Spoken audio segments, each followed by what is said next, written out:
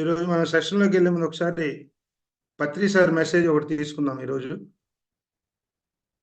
అది విని మన సెషన్లోకి వెళ్దాం. మౌనం అంటే ఏంటో తెలుసుకుందాం.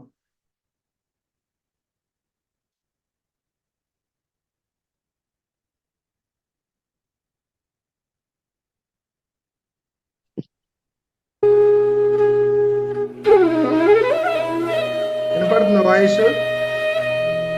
హరి గారు వినపడుతుందా?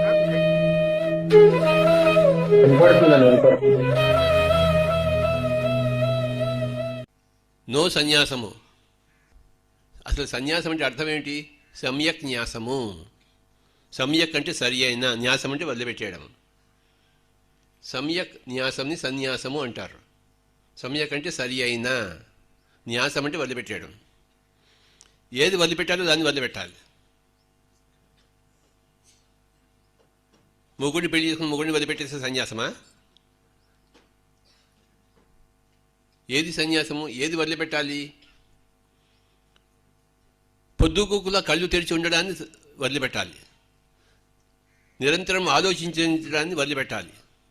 ఆలోచనలకు గ్యాప్ ఇవ్వాలి. కళ్ళకి గ్యాప్ ఇవ్వాలి. నోటికి గ్యాప్ ఇవ్వాలి. నోరు ఎప్పుడు వడవడ వాగుతూనే ఉంటుంది. ఏంటి? వాగకుండా ఉండడమే, మౌనంలో ఉండడమే వైరాగ్యం. ఎందుకు మాట్లాడాలి? రోజు పొద్దుగూకులో మాట్లాడాలా? అవసరమా? ఏమైనా అవసరం ఉందా? పొద్దున్నుంచి రాత్రి వరకు వడవడ వాగుతూనే ఉంటాడు. ఏముందో ఆ పొట్టలో? ఏమీ లేదు, అక్షరం ముక్క ఉండదు. వాడు వాగుతుంటాడు. వాడు నోరు మూసుకుని కూర్చోడమే వైరాగ్యము. అలాగే పొద్దున్నుంచి రాత్రి వరకు కళ్ళు చిట్లించుకుని చూడాలా అంతటిని? ఎవడెవడు ఏవే గొడవలు చేస్తున్నాడో కళ్ళు చిట్లించుకుని చూడాలి. ఏంటి? పక్కవాడి గొడవలతో నీకేం పని? నువ్వెందుకు వాడి గొడవలు చూస్తున్నావు? నువ్వెందుకు వాడి గొడవలు వింటున్నావు? పక్కవాడి గొడవలు చూడకుండా, పక్కవాడి గొడవలు వినకుండా ఉండడమే, కళ్ళు మూసుకుని ఆ చెవులు మూసుకుని ఉండడమే వైరాగ్యము. అదే సన్యాసము. కాషాయ వస్త్రాలు వేసుకుంటే సన్యాసం ఏమిటి? బట్టల్లో ఉందేంటి ఆధ్యాత్మికత? బట్టల్లో ఉందండి ఆధ్యాత్మికత. బట్టల్లో లేదు, మన గుణాల్లో ఉంది ఆధ్యాత్మికత. గుర్తుంచుకోండి, కళ్ళు రెండు మూసుకుని కూర్చోడమే వైరాగ్యము. ఇంకేది వినకుంటే చక్కటి సంగీతం వింటుంటే ఎంత బాగుంటుంది. చెవుల నిండా సంగీతం పోసుకోవాలి ఎప్పుడు. కళ్ళకి కన్నురెప్పలు ఉన్నాయి, చెవులకి చెవు రెప్పలు ఉన్నాయా? నోటికి పెదవులు ఉన్నాయి మూసేసుకోవడం కోసం.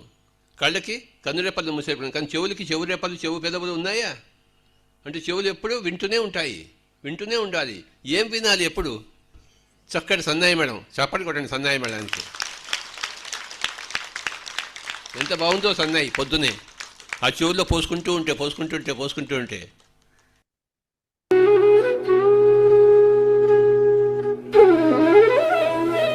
ఒకసారి గురువు మెసేజ్ మళ్ళీ విందాం.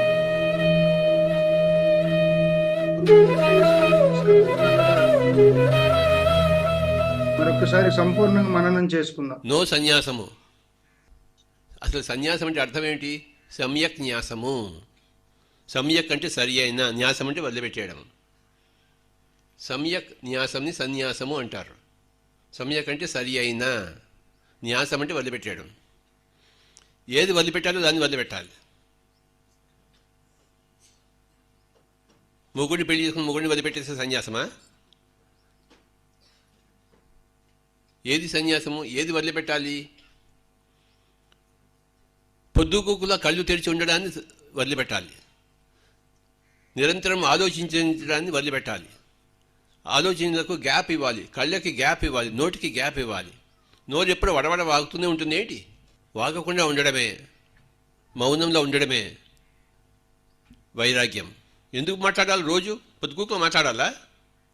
అవసరమా? ఏమైనా అవసరం ఉందా? పొద్దున్నుంచి రాత్రి వరకు వడవడ వాగుతూనే ఉంటాడు. ఏముందో ఆ పొట్టలో? ఏమీ లేదు, అక్షరం ముక్క ఉండదు. వాడు వాగుతుంటాడు. వాడు నోరు మూసుకుని కూర్చోడమే వైరాగ్యము.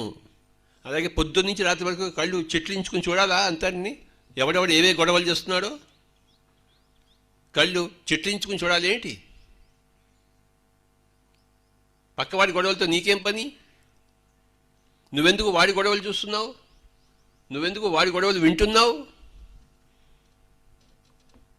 పక్కవాడి గొడవలు చూడకుండా, పక్కవాడి గొడవలు వినకుండా ఉండడమే, కళ్ళు మూసుకుని ఆ చెవులు మూసుకుని ఉండడమే వైరాగ్యము. అదే సన్యాసము. కాషాయ వస్త్రాలు వేసుకుంటే సన్యాసం ఏమిటి? బట్టల్లో ఉందేమిటి ఆధ్యాత్మికత? బట్టల్లో ఉందండి ఆధ్యాత్మికత? బట్టల్లో లేదు, మన గుణాల్లో ఉంది ఆధ్యాత్మికత. గుర్తుంచుకోండి, కళ్ళు రెండు మూసుకుని ఇంకేది వినకుండా చక్కటి సంగీతం వింటుంటే ఎంత బాగుంటుంది. చెవుల నిండా సంగీతం పోసుకోవాలి ఎప్పుడు. కళ్ళకి కన్నురెప్పలు ఉన్నాయి, చెవులకి చెవు రెప్పలు ఉన్నాయా? నోటికి పెదవులు ఉన్నాయి మూసేసుకోవడం కోసం. కళ్ళకి కన్నురెప్పలు మూసేసుకోవడం, కానీ చెవులకి చెవు రెప్పలు చెవు పెదవులు ఉన్నాయా? అంటే చెవులు ఎప్పుడు వింటూనే ఉంటాయి, వింటూనే ఉండాలి. ఏం వినాలి ఎప్పుడు? చక్కటి సన్నాయి మేడం, చప్పటి కొట్టండి సన్నాయి మేడానికి. ఎంత బాగుందో సన్నాయి పొద్దునే ఆ చెవుల్లో పోసుకుంటూ ఉంటే.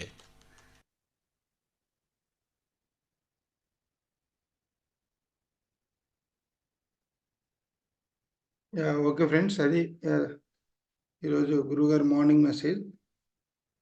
మౌనంలో మనం అప్పుడప్పుడు మౌనంలో ఉంటాం, మాట్లాడకుండా ఉంటాం. అంటే నోటితో మాట్లాడుతూ మౌనం కాదు, నోటితో మాట్లాడకుండా ఉండటం అనేది మౌనం కాదు, మనసును మౌనంగా ఉంచటం. అంటే ఏకాదశిలో చాలామంది ఏకాదశి ఫాస్టింగ్ చేస్తూ ఉంటారు. ఆ దానిలోనే ఉన్న ఏకాదశి అంటే ఈ పంచేంద్రియాలు ఏదైతే ఉన్నాయో, ఏకాదశి రోజు మనం స్టమక్ అంటే ఆహారం తినకుండా ఉండటమే ఇది అనుకుంటాం ఫాస్టింగ్. కాదండి, ఏకాదశి నెలంతా ఒకరోజు ఆ ఏకాదశి చేసినా కూడా ఏకాదశి రోజు చేసే ఆ ఫలితం అంతా నెల మొత్తం వస్తుందంట. అంత అద్భుతమైన సైన్స్ ఉంది ఏకాదశి ఉపవాసాల్లో. అందుకని యోగులు, ఋషులు వీళ్ళందరూ కూడా ఏకాదశి రోజులు ఏమి చేయరు, సాధకులంతా కూడా ఫాస్టింగ్ పెట్టేస్తారు. దానివల్ల హెల్త్ బెనిఫిట్స్ ఉన్నాయి, ఆధ్యాత్మికం కూడా మనకు ఎదుగుదల ఉంటుంది. ఏకాదశి అంటే ఈ ఏదైతే ఐదు ఇంద్రియాలు ఉన్నాయి కదా, పంచేంద్రియాలు, చెవులు, కళ్ళు, ముక్కు, ఈ పంచేంద్రియాలను మరి అంతరేంద్రియమైన మనసును రెండింటిని ఏకం చేయటం. వేటికి పని చెప్పకూడదు, కళ్ళకు పని చెప్పకూడదు, చెవులకు పని చెప్పకూడదు, దేనికి పని చెప్పకుండా మనసును కూడా ఈ రెండింటిని మనం ఒకే చాట తీసుకురావటం ఏకాదశి. అర్థమైందా? అంటే దేనికి వర్క్ చేయకుండా అన్నిటినీ ఖాళీగా అట్టిపెట్టి మనం ధ్యానంలో ఉంటాం. అన్ని ఖాళీగా ఏం వర్క్ చేయకుండా అంటే ఏం చేయాలి? ధ్యానంలో ఆ సమాధి స్థితిలో మనం ఉండాలి. అదే ఆలోచన రహిత స్థితి. ఓకేనా? సెకండ్ నుంచి ఏకాదశి ఫాస్టింగ్ చేసేటప్పుడు ఎక్కువ ఏకాదశి రోజు మనం ధ్యానం చేయాలి, పొట్ట ఖాళీగా ఉంచాలి, లిక్విడ్ ఫుడ్ తీసుకోవచ్చు. దాంతోపాటు మెయిన్వెల్ మెడిటేషన్ చేస్తే మోర్ బెనిఫిట్స్ ఉంటాయి. Okay, thank you. సో ఈరోజు మనకి అద్భుతమైన కాన్సెప్ట్ హోపోనోపో టెక్నిక్. మీ దగ్గర ఇది వినేది కాదు, రాసుకునేది. దయచేసి మీ దగ్గర ఏమన్నా పెన్ ఉంటే రాసుకోండి. నేను 1 by 1 పాయింట్ వైజ్గా చెప్తా ఉంటాను. అంతా అయిపోయాక మీ చేత ఇది ప్రాక్టీస్ చేయిస్తాను. ఈరోజు సెషన్ కూడా కొద్దిగా ఎర్లీగా క్లోజ్ చేస్తాను. ఆహారపు రహస్యాలు కూడా ఈరోజు మీకు కొన్ని తెలియజేయడం జరుగుతుంది.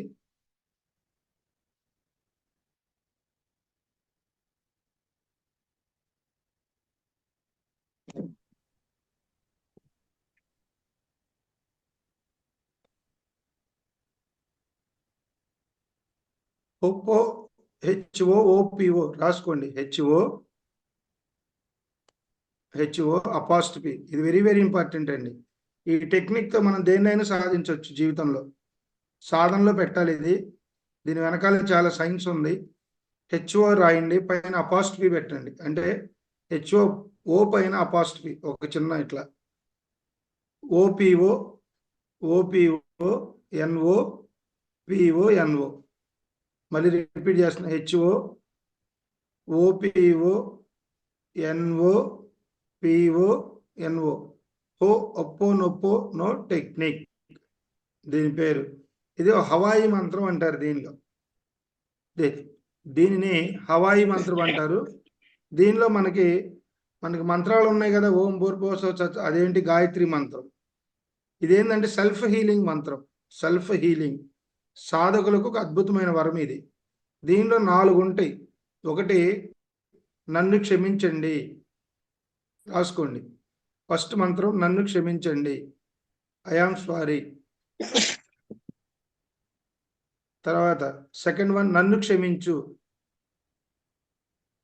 నన్ను క్షమించు. తర్వాత ధన్యవాదాలు, తర్వాత ధన్యవాదాలు. తర్వాత నేను నిన్ను ప్రేమిస్తున్నాను. ఈ 4 వెరీ వెరీ ఇంపార్టెంట్. నేను నిన్ను ప్రేమిస్తున్నాను, నన్ను క్షమించండి, నన్ను క్షమించు. నన్ను క్షమించండి అనే యొక్క ఇది గ్రూప్ కాన్షియస్లో వస్తుంది. అంటే మన జీవితంలో బిజినెస్లు చేస్తూ లేదా ఎవరైనా సరే కొన్ని వ్యక్తులను మనం మోసం చేసినప్పుడు, అర్థమైందా? నన్ను క్షమించండి, నన్ను క్షమించు, ధన్యవాదాలు, నేను నిన్ను ప్రేమిస్తున్నాను. సో ఇది డాక్టర్ హ్యూలెన్ అనే ఒక డాక్టర్ గారు మతి స్థిమితం లేని రోగ వార్డులకు వెళ్ళి ఈ టెక్నిక్ ద్వారా ఎంతో మందిని ఆ అనారోగ్యం నుంచి బాధపడుతున్న ఎంతో మందిని ఈ టెక్నిక్ ద్వారా మనం బయటికి తీసుకురావడం జరిగింది. ఇప్పుడు ధ్యానంలోకి వచ్చాక మనకి ఏం తెలుసుకున్నాం? ఫస్ట్ పాయింట్, మన పూర్వ జన్మలో చేసినటువంటి పాపాలే ఈ జన్మలో మనం రోగాలుగా అనుభవిస్తున్నాం. ఇది అందరూ ఒప్పుకుంటారా? వాసు గారు ఒప్పుకుంటారు మీరు? భగవద్గీతలో శ్రీకృష్ణుడు చెప్పాడు, పూర్వజన్మ పాపకృతం వ్యాధి రూపేణ పీడితే. తెలుసో తెలియకో గత జన్మలో చేసినటువంటి ఆ పాపాల యొక్క ఫలితమే ఈ జన్మలో మనం అనుభవించేటటువంటి దీర్ఘరోగక వ్యాధులు. ఇక్కడ రోగాలు 2 రకాలు ఉంటాయి, తాత్కాలిక వ్యాధులు, దీర్ఘకాలిక వ్యాధులు. ఈ తాత్కాలిక రోగాలన్నీ కూడా మన లైఫ్ స్టైల్ చేంజెస్ వల్ల వచ్చాయి. బీపీలు కావచ్చు, షుగర్లు కావచ్చు. కానీ కొన్ని రోగాలు ఉంటాయి, ఒక మనిషి బాగానే ఉంటాడు అప్పటి వరకు, నెక్స్ట్ డే మంచాన పడతాడు అప్పటికప్పుడే.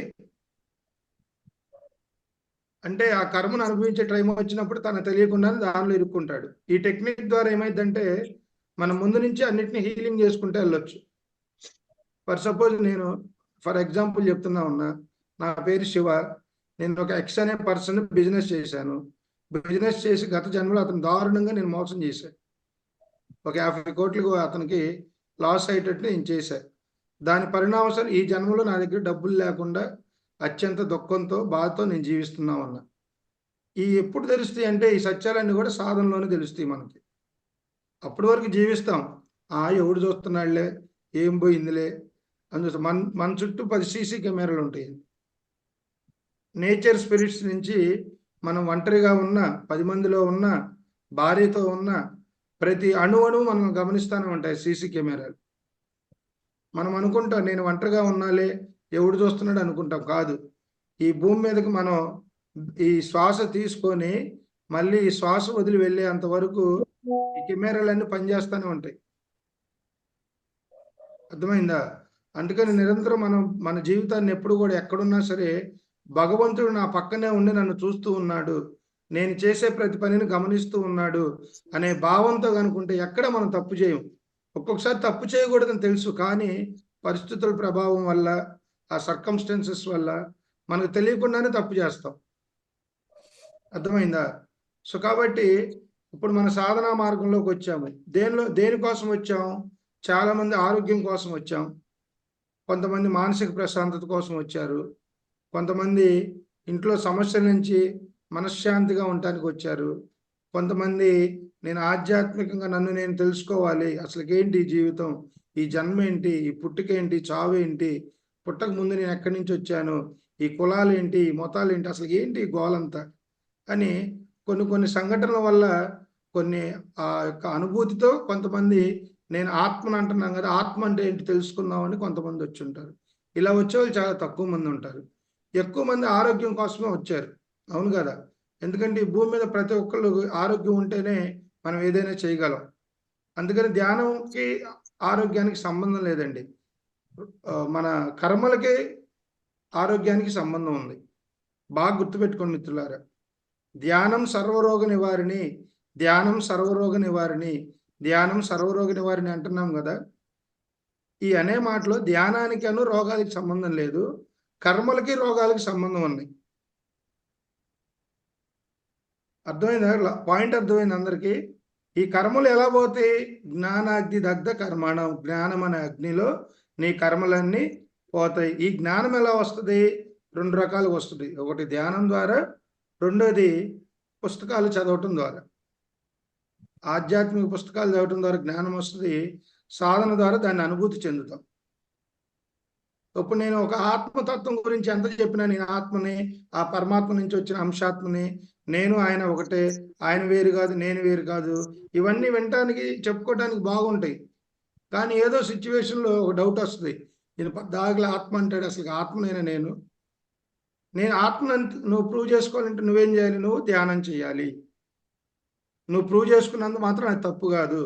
మన సనాతన భారతీయ ధర్మంలో ఆది శంకరాచార్యులు గారి నుంచి, వీరబ్రహ్మేంద్ర స్వామి గారి నుంచి, వేమన మహర్షి గారి నుంచి, బ్రహ్మర్షి పితామహ పత్రిజీ కావచ్చు, ఆర్ట్ ఆఫ్ లివింగ్ రవిశంకర్ గారు కావచ్చు, ఈషా ఫౌండేషన్ జగ్గి వాసుదేవ్ గారు, ఎన్ని ఫౌండేషన్స్ ఉన్నా కూడా వీళ్ళందరూ చెప్పేది ఆత్మతత్వం గురించే. నేను శరీరాన్ని కాదు, ఆత్మని. సో ఆ తత్వాన్ని నువ్వు తెలియజేసుకోవాలంటే ఎలా తెలిసిద్ది? నువ్వు సాధన ద్వారా తెలుసుకుంటావు. సాధన ద్వారా ఎప్పుడైతే నువ్వు దీన్ని ఎనలైట్ అవుతావో, నీకు అక్కడున్న దుఃఖం అంతా పోద్ది.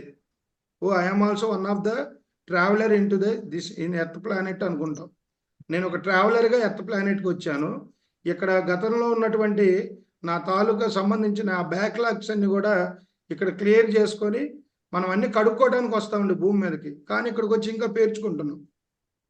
భగవంతుడు ఎందుకు పంపిస్తాడంటే జన్మ తీసుకోవటానికి. గతంలో ఎన్నో చేసేవారు నాయన, ఈ జన్మలో కూడా నువ్వు అద్భుతంగా జీవించు, భార్యతో అద్భుతంగా ఉండు, పిల్లలతో అద్భుతంగా ఉండు, సంసారంలో కానీ ఇంకా వేరే కర్మలు చేయకు, బ్యాడ్ కర్మస్ చేయొద్దు. నీకున్న దానిలో నువ్వు ఆనందంగా జీవిస్తూ ఆ గతంలో ఉన్నటువంటి కూడా కర్మలన్నీ ఈ భౌతిక జీవితంలోని జీవితాన్ని అనిపిస్తూ ఆధ్యాత్మిక మార్గంలోకి వచ్చి అవన్నీ హీల్ చేసుకుంటూ నువ్వు ముక్తి మోక్ష మార్గం వైపు వెళ్ళి అంటారు. అర్థమైందా? మన భారతీయ సంస్కృతిలోనే ఒక గురు సంస్కృతి ఉంది, ఒక ఋషి సంస్కృతి ఉంది, ఒక ఆచార సంస్కృతి ఉంది. ఇంకెక్కడా లేదండి ప్రపంచంలో. అందుకని ప్రపంచ దేశాలన్నిటి కూడా భారతదేశం తలమానికంగా ఉంటుంది ఎప్పుడు. అర్థమవుతుందని నేను చెప్పేది? కన్ఫ్యూజన్ ఉందా? Clear voice?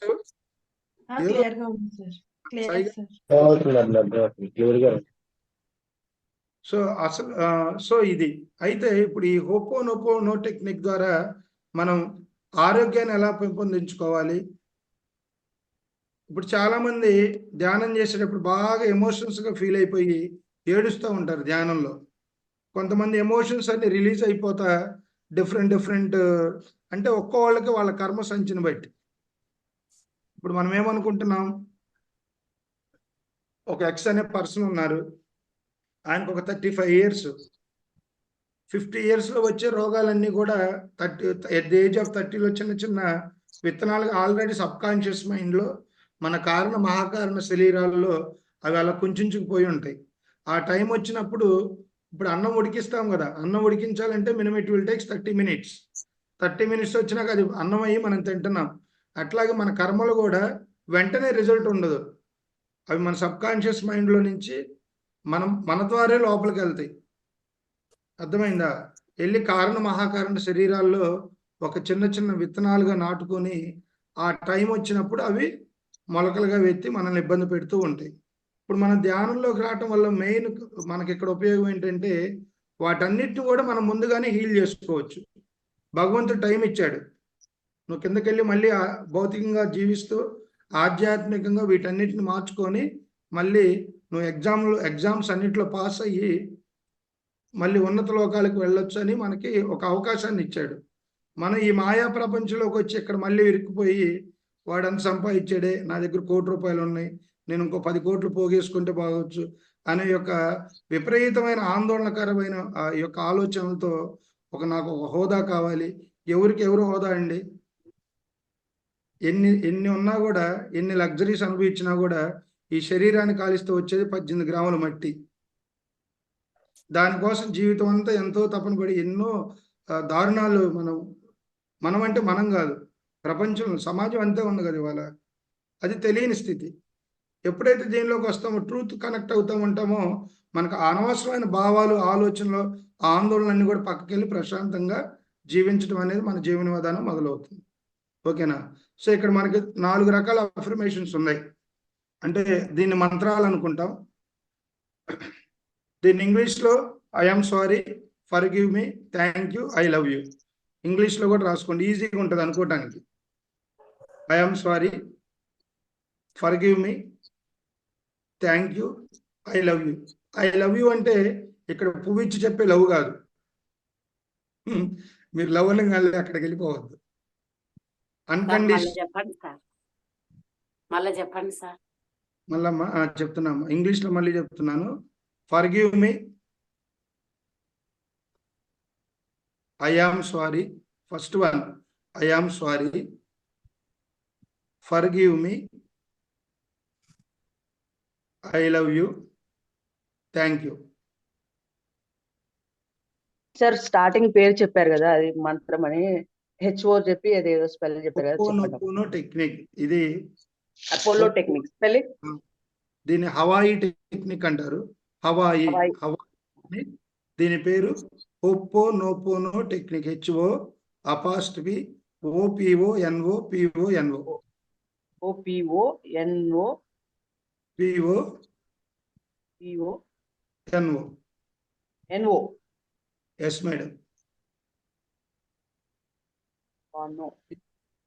ఈ హొప్పోనొప్పోనో టెక్నిక్ అనేది మీ జీవితంపై పూర్తిగా నియంత్రణ అందించగల 4 సెంటిమెంట్లు పునరావృతం చేసి హవాయి టెక్నిక్ ఇది.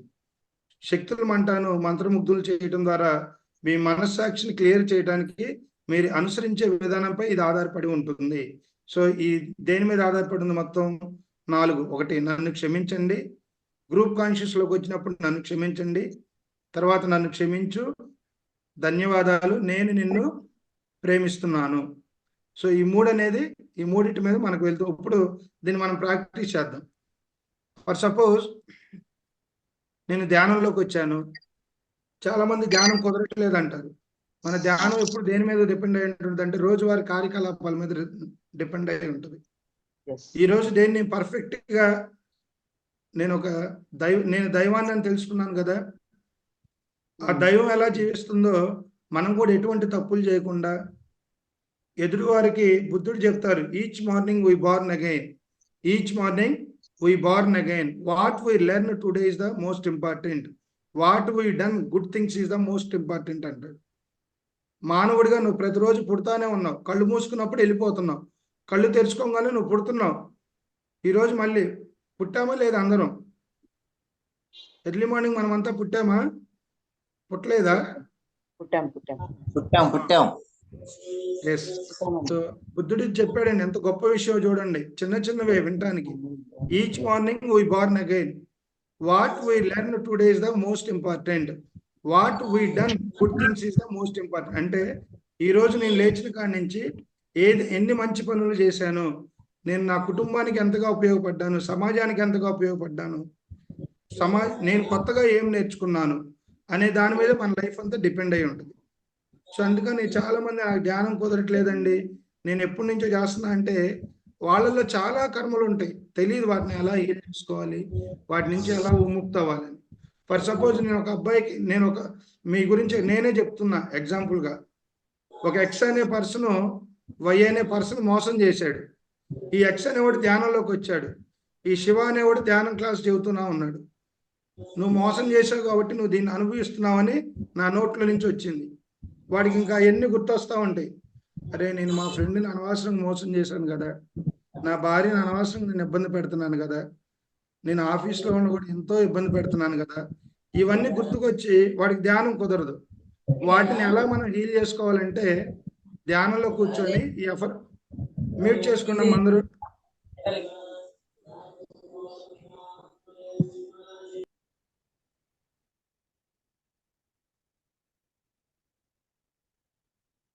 అంటే మనకి ఈ మెడిటేషన్లోకి వచ్చాక మెడిటేషన్ ఎక్కువ కుదరపోవటానికి, ఎక్కువ ప్రాబ్లమ్స్ మనకు రావటానికి మంచిదే.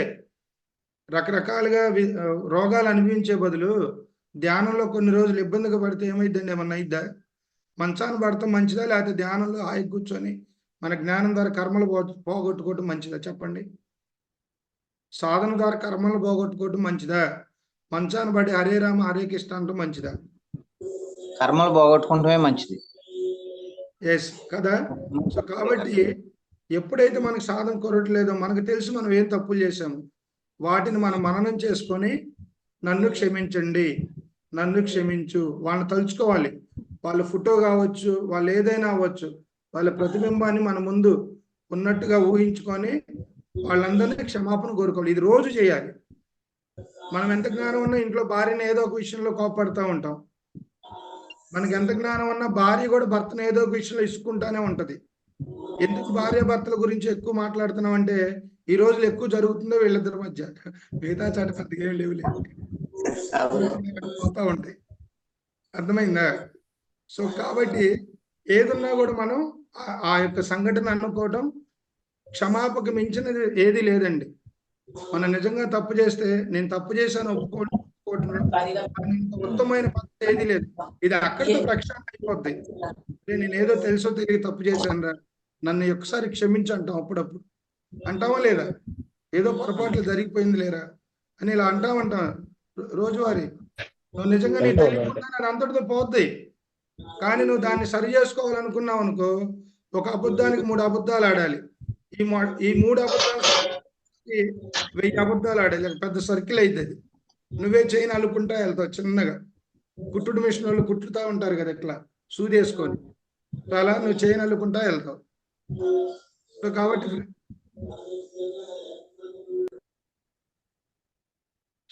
ఫ్రెండ్స్, ఏదైనా మనం ధ్యానంలో ఇప్పుడు ఎవరో ధ్యానం చేసాం కదా మనం.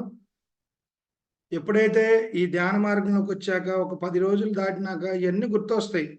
క్లాసుల ద్వారా చెప్పే మాస్టర్ల ద్వారా మనం చేసిన పొరపాట్లు, మనం వేరే వాళ్ళ నుంచి మనం అనుభవించిన బాధలు, ఇవన్నీ గుర్తొస్తాయి.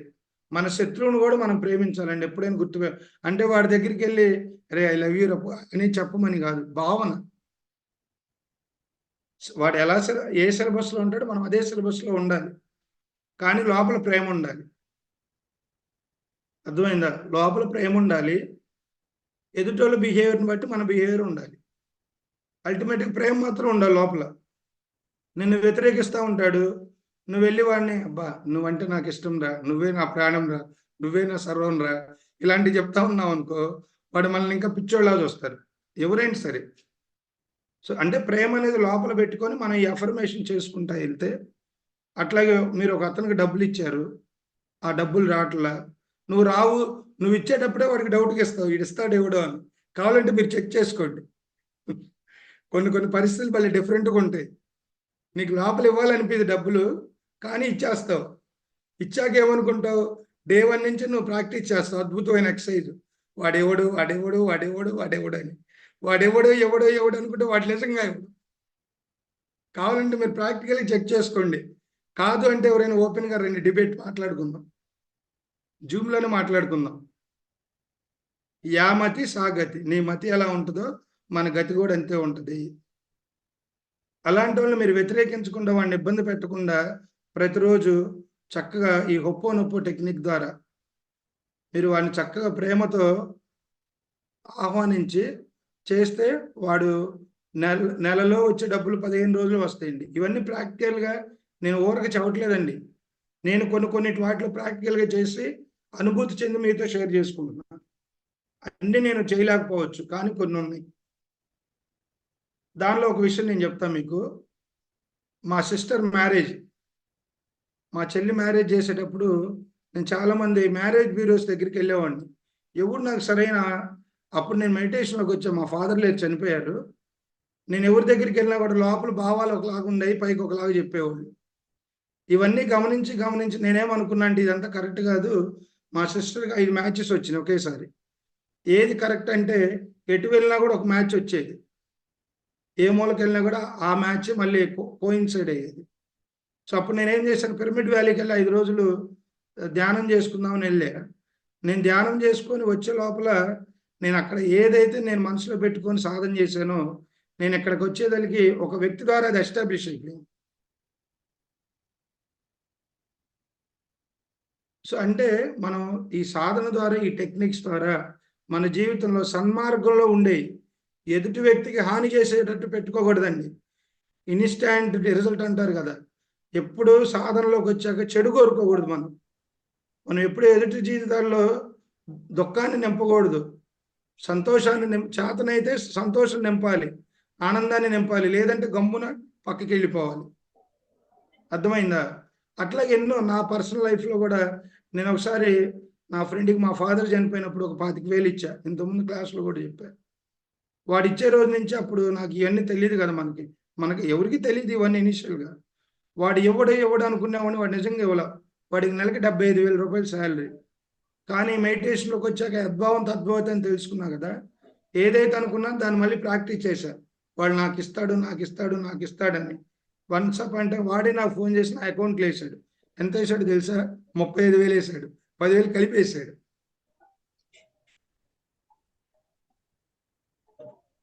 వినటానికి ఏమైనా విచిత్రంగా ఉందా వాసు గారు? అర్థమవుతుందా? అర్థమవుతుంది సార్. కరెక్ట్, మీరు చెప్పింది 100% కరెక్ట్. అందుకనే ఇది ఫైనాన్షియల్ వచ్చేతలకి, హెల్త్ పరంగా వచ్చేతలకి, అనారోగ్యంతో ఇబ్బంది పడతా ఉన్నాం. ఈ అనారోగ్యంతో ఇబ్బంది పడేటప్పుడు మనకి ఎన్నో రకాల బ్యాడ్ కర్మస్ అన్ని కూడా మనలో ఉంటాయని తెలుసుకున్నాం. వాటిని అవి ఎందుకు వచ్చినాయి, వాటి మూలాల నుంచి చేస్తావా ఫోను? అమ్మా చేస్తారులేమ్మా, మ్యూట్ చేసుకో, టైం ఉందా ఇంకా. ఏంటి మ్యూట్ లో లేదని?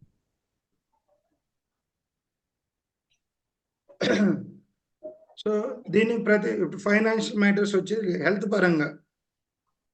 పరంగా కూడా మనం ఎవరినైతే గతంలో మనం ఒకసారి నేను ఒక చిన్న ఎగ్జాంపుల్ చెప్తా. మాకు ఇక్కడ గుంటూరులో సింధూరి అపార్ట్మెంట్లో ధ్యానం క్లాసులు జరిగాయి. నేను 2011లో ఈ ధ్యాన మార్గంలో రావడం జరిగింది మా ఫ్రెండ్ ద్వారా. నాకు ధ్యానానికి నిర్దేశకుడు వెలగపూడి లక్ష్మణరావు గారు. ఎందుకంటే వాళ్ళ కోడలు నా క్లాస్మేట్. ఇప్పుడు ఆయన పిఎస్ఎస్ మూమెంట్లో one of the pillar. Already ఆయన సెషన్ కూడా ముందు చేసుకున్నాం. రేపు మరి 2-3 కొద్ది రోజులు ఆయన కలవబోతున్నాం మనం జూమ్లో. అయితే నేను ధ్యానంలోకి వచ్చినప్పుడు కొన్ని క్లాసులకు వెళ్ళినప్పుడు నాకు విచిత్రంగా ఉండేది, వీళ్ళంతా ఏంటి, ఇదంతా నిజమేనా? ఒక వైఫ్ వచ్చి హస్బెండ్ వచ్చారు. ఆమె ఏం చెప్తుందంటే, ధ్యానంలో నీ అనుభవం చెప్పమంటే, మా ఆయన బాగానే ఉంటాడు కానండి నన్ను రోజు కొడతా ఉంటాడని ఎక్స్పీరియన్స్ చెప్తుంది. దానికి ఇంకో అతను వెంటనే మైక్ పట్టుకొని, నువ్వు బాధపడబాకు తల్లి, నువ్వు గతంలో ఆయన ఇబ్బంది పెట్టావు అందుకని నిన్ను కొడుతున్నాడంటే, వీడు పిచ్చోడా మెంటలోడా? ఇప్పుడు అసలు గతంలో సంగతి దేవుడు ఎరుగు. ఇంట్లో సొంత భార్యను కొడుతుంటే వీడి గతం గురించి చెప్తాడేంది అని మనసులో తిట్టుకునేవాడు. అయితే ఇక్కడ 2 రకాల సైకోలు ఉంటారు ఫ్యామిలీస్లో కూడా. అట్లనే ఆడవాళ్ళలో కూడా కొన్ని తప్పులు ఉండొచ్చు, ఖచ్చితంగా మగవాళ్ళదే తప్పు అంటల్లా. ఇవాళ కుటుంబ వ్యవస్థ ఎలా అయిందంటే డామినేషన్స్. నువ్వే గ్రేట్, నేనే గ్రేట్. ఈ నువ్వు నేను గ్రేట్ లోపల జీవితం అంతా అయిపోతుంది. అంత తెలుసుకునే లోపల టైం అయిపోతుంది, శుభం కాటు కలుగుతుంది జీవితం. సో అలా అయిపోయింది. ఇలా చెప్తా ఉంటే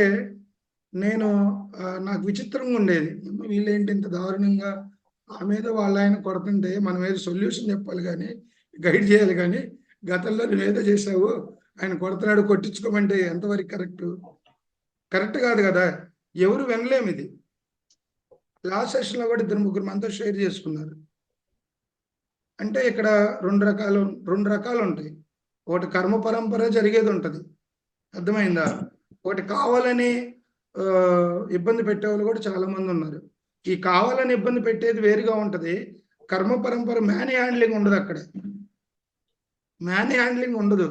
అది ఎలా ఉంటుంది అంటే వాళ్ళిద్దరి మధ్య రిలేషన్ సరిగ్గా ఉండదు. మ్యాన్ హ్యాండ్లింగ్ చేస్తే గత కర్మలన్నీ ఊరుకోకండి. ఎక్కడన్నా క్లాసులో చేస్తే పొరపాటు నమ్మకండి అవన్నీ. మ్యాన్ హ్యాండ్లింగ్ చేస్తే వెంటనే అప్పటికప్పుడే ఎవరైనా సరే ఏదో ఒకటి మనం వెంటనే దాని పట్ల చర్య తీసుకోవాలి. అంతేగాని గతంలో నేనేదో కర్మ చేశానులే, కొట్టులే నాయన, నువ్వే నా దిక్కు, నువ్వు ఎన్నాళ్ళు కొడతావు కొట్టినాక నేను మోక్షాన్ని పొందుతా మాత్రం అలా చేయకండి. అర్థమైందా?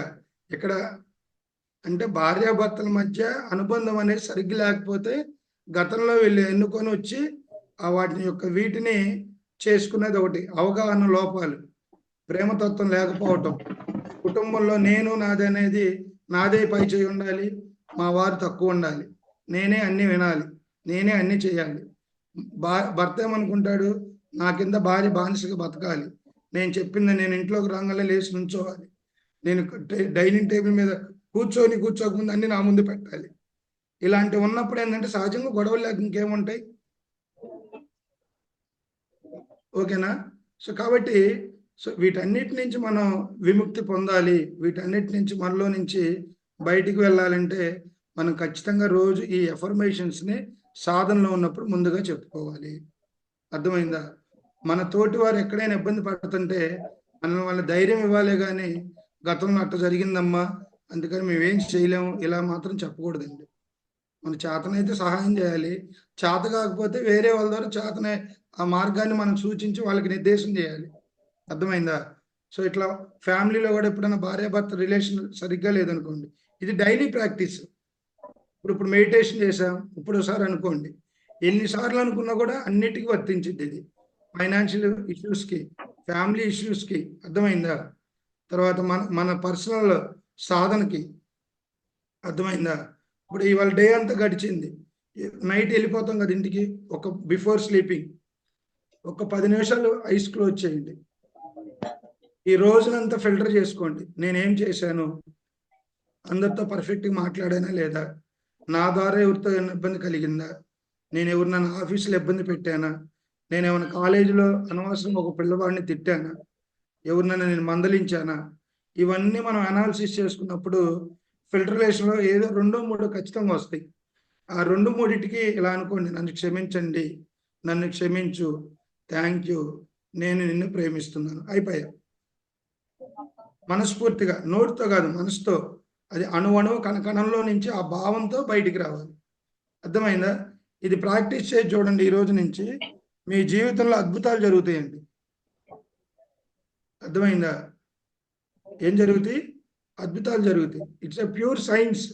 ఇదేదో ఇదేదో చెప్పేది కాదు, ఇది 100% సైన్స్. ఓకేనా? సో ఒకసారి మళ్ళీ ఆ ఎఫర్మేషన్స్ రిపీట్ చేస్తాను. తెలుగులో వచ్చేసి దీన్ని ఒప్పోనొప్పోనో టెక్నిక్ అంటారు, హవాయి టెక్నిక్ ఇది. నన్ను క్షమించండి, నన్ను క్షమించు, ధన్యవాదాలు, నేను నిన్ను ప్రేమిస్తున్నాను. ఇక్కడ కొంతమందికి డౌట్ రావచ్చు, ఈ 4 అన్నిటికీ ఒకేసారి చెప్పుకోవచ్చు అంటే చెప్పుకోవచ్చు. ఈ 4 చెప్పుకోవాలి, ఈ 4 అన్నిటినీ ఒకేసారి మనం చెప్పుకోవాలి. ఓకేనా? ఓకే సార్, అర్థమైంది అందరికీ? అర్థమైందండి. సో హోపోనొప్పోనో టెక్నిక్ యొక్క విధి విధానాలు ఎర్లీ మార్నింగ్ ఖచ్చితంగా మెడిటేషన్ మనం ప్రాక్టీస్ చేద్దాం.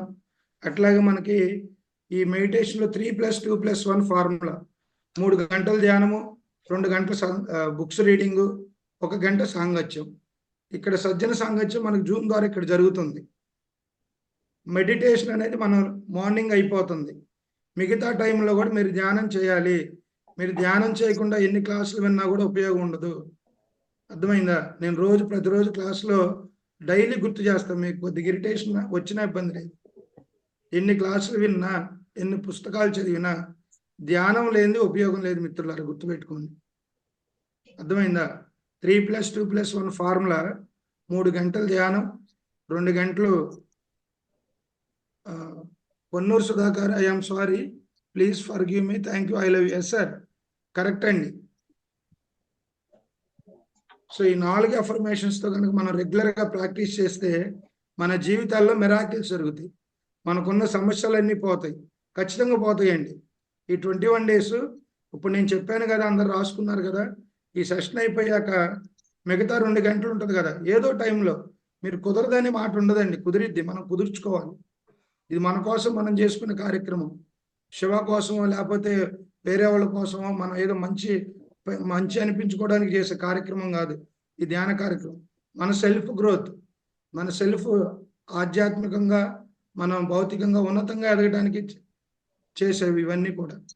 అందుకని మార్నింగ్ 1 అవర్ అయిపోయాక మధ్యాహ్నం ఖచ్చితంగా 1 గంట చేయండి. నైట్ నిద్రలో 2 రకాల నిద్రలు ఉంటాయి అమ్మ, వినండి. నిద్రలో 2 రకాల నిద్రలు ఉంటాయి, ఒకటి యోగ నిద్ర, రోగ నిద్ర. రోజు మనం పోయేది రోగ నిద్ర, అర్థమైందా? మనం పోయేది రోగ నిద్ర.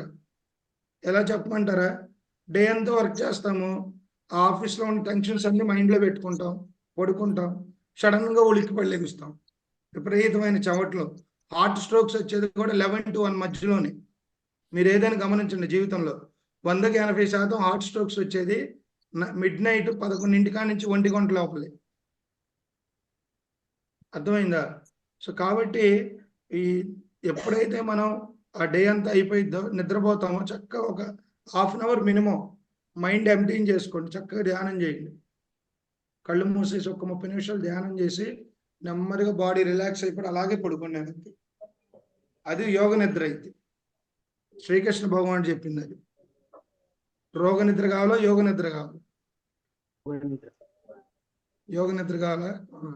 యోగ నిద్ర కావాలంటే నైట్ ధ్యానం చేసి పడుకోవాలి. ఓకేనా? ఓకే.